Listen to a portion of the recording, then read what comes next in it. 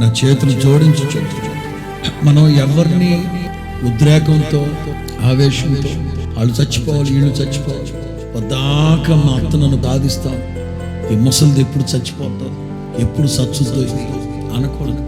ఆవేశంలో కొన్ని సందర్భాల్లో పిల్లల్ని మనం దూషించేస్తాం. సావే సావే దరిద్రుడు దానా సావే అంటాం, అనకూడదు.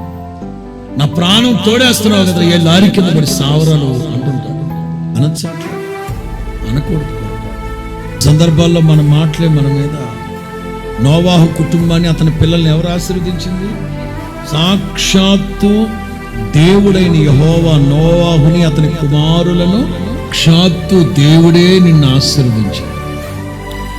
దేవుని ద్వారా ఆశీర్వదించబడిన నీ నోట శాపం రావచ్చా? కొడుకు వాడేదో ఎదో పని చేశాడు, కొడుకు ఎదో పని చేశాడు, వాడిని శపించచ్చా?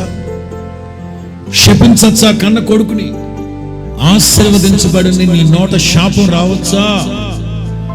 ఎవరి పాపం వాళ్ళని పట్టుకుంటుంది, ఎవరి తలంచిన కీడు వాళ్ళ నడినెత్తి మీదకి వస్తుంది. పోనీ దేవుడు ఒక వ్యక్తికి ఆయుష్కాలం ఇచ్చున్నారు అంటే వాళ్ళు నా దేవుని జ్ఞాపకాల్లో ఉన్నారు